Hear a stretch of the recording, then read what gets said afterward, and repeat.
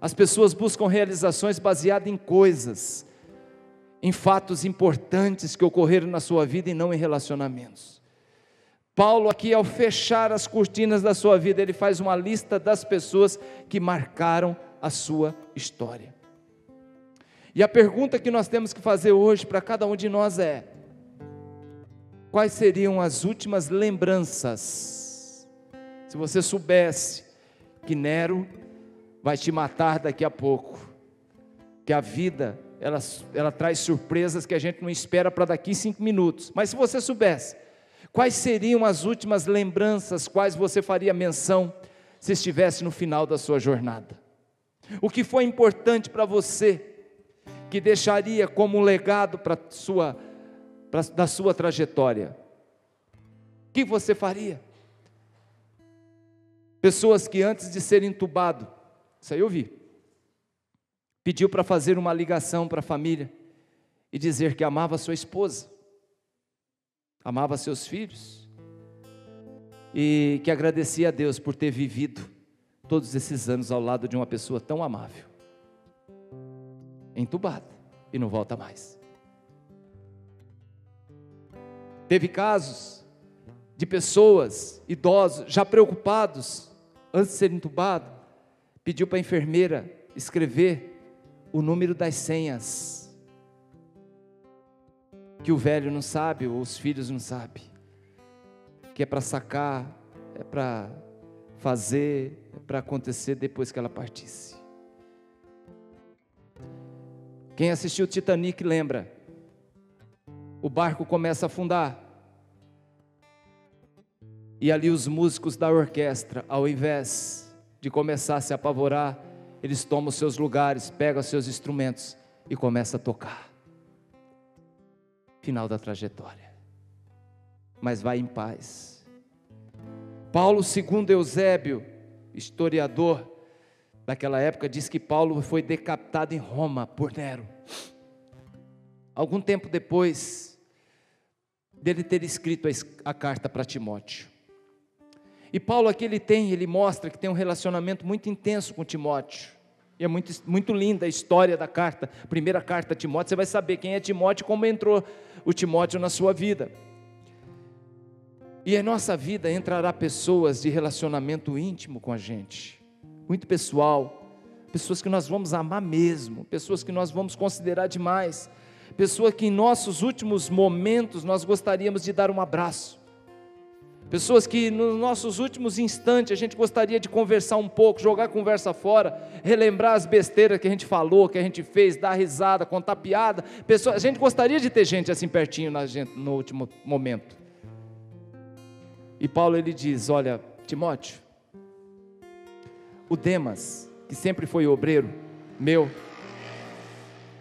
ele me abandonou. E acontece isso, gente. Em nossa vida haverá Demas, os Demas da vida, que segundo Paulo amou mais o mundo e foi embora, e abandonou Paulo. Por quê? Porque Demas viu que a pegada do Evangelho, ele descobre que esse negócio de seguir a Cristo tem um preço a pagar. Ele resolve abandonar o barco e deixar Paulo sozinho, e vai. Em nossa caminhada haverá pessoas que vão querer apenas desfrutar quando as coisas vão bem, vão querer estar com você quando isso aqui estiver lotado, cheio, todo mundo pulando, tal, isso está legal, muito gostoso estar lá. Mas no momento de escassez, estará com você? Cadê os obreiros? Cadê os levitas? Cadê os pregadores? Cadê os professores? Cadê os mestres? É nessa hora que a gente sabe quem é quem. Porque tem os Demas, que preferem as coisas lá, porque lá ainda está melhor, lá está mais gostoso. E estar na prisão com Paulo não está gostoso, não é bom, não está legal. Eu não sei se já aconteceu com você, comigo já. Pessoas que não querem pagar o preço, enquanto estão recebendo o valor é bom, mas quando tem que pagar o preço, cai fora. São os Demas da vida. Já aconteceu com você? Pessoas que na hora do pega mesmo, vaza.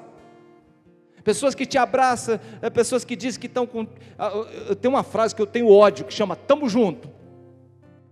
Tamo junto.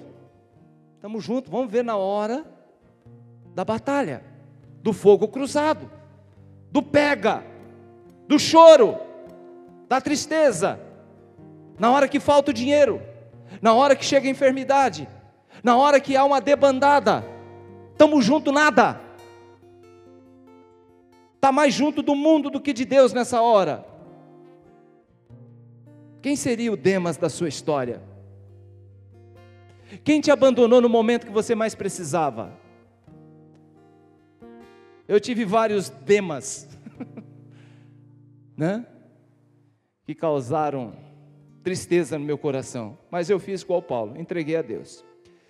A obra não para, tem os Demas, mas a obra com Paulo não para. Isso é lindo, porque ele continua, diz, olha, Crescente foi para a Galácia, ou seja, eu mandei ele para lá, está fazendo a obra lá. O Tito, ele foi para a Dalmácia, que hoje é a Albânia, Croácia, aquela região, está lá, está fazendo a obra. Ou seja, na hora final, Paulo está com saudades de Timóteo, chateado com Demas, mas também ligado na missão, em tudo que está acontecendo. A Crescente está para lá, Tito está para cá, né? E olha, a obra não para, as coisas estão continuando. Nós precisamos ter em mente que a nossa vida ela é feita de falta de pessoas queridas, que gostaríamos que estivesse perto da gente, para a gente poder dar um abraço. Ela é feita também de pessoas que não se importam com a gente e nos abandona, e também é feita daqueles que vão tocar a obra de um jeito ou de outro, que são amigos, companheiros confiáveis, são gente que está com a gente. E aqui tem uma parte que eu gosto demais desse texto, quando Paulo ele vai mencionar João Marcos. Traga Marcos, porque ele é útil para o ministério. Ele vai mencionar uma pessoa muito importante na história dele, João Marcos. Ele é útil para o ministério. E quem é o João Marcos? João Marcos é aquele que lá no livro de Atos, Barnabé traz ele, falou, Paulo, nós vamos levar o Marcos, tal, porque nós estamos indo para a segunda viagem missionária, tal, beleza. Só que chega no meio do caminho, o Marcão amarela. Ele fala, não, aqui a coisa está pegando, estão batendo aqui no pastor, estão querendo pegar a gente, que eu estou voltando. Barnabé é tio dele, eu estou voltando. E voltou, e abandonou a missão da viagem missionária no meio, voltou, se acovardou, teve medo, amarelou, não sei o nome, mas ele era jovem, era um menino ainda. A próxima viagem missionária, Barnabé falou assim, Paulo, eu queria levar João Marcos de novo, dá mais uma chance para ele. O Paulo fala, não foi da primeira, aliás, ele foi na primeira, amarelou, deixou a gente na mão, ele não vai mais comigo. O Barnabé fala assim, então eu também não vou, você vai com Silas e eu vou com João Marcos. Essa viagem de Barnabé com João Marcos fez toda a diferença, porque houve amadurecimento em Marcos. Esse menino melhorou. Agora Paulo, no final, Paulo faz algo que mexe com a gente, a humildade de Paulo em reconhecer o ministério de Marcos nesse tempo todo, o crescimento. Traga Marcos, porque ele é útil. Aquele inútil de Atos se tornou muito útil agora para o ministério. Paulo não ficou lembrando, isso aqui também serve como aplicação para a nossa vida, não ficou lembrando do jovem Marcos no começo da carreira que teve medo. Paulo reconhece que houve um amadurecimento, o que talvez ele tenha sido, talvez Paulo tenha sido duro demais. Pessoas são importantes em todos os momentos da nossa vida, meu irmão, todos os momentos da nossa caminhada. Alguns vão se destacar mais, outros menos, né? Há momentos que outros vão amarelar, outros vão retroceder, mas não descarta nenhum deles. Não é o que fizeram, mas o que elas realmente são e importa para a gente. É isso que vale. Mais tarde Marcos, esse Marcos que foi rejeitado, ele vai escrever o Evangelho de Marcos. Evangelho de Marcos. Você sabe que o Evangelho de Marcos parece o menorzinho dos 3 evangelhos sinóticos, que é Mateus, Marcos e Lucas, porque o João já é um evangelho divino, já é um outro tipo de evangelho.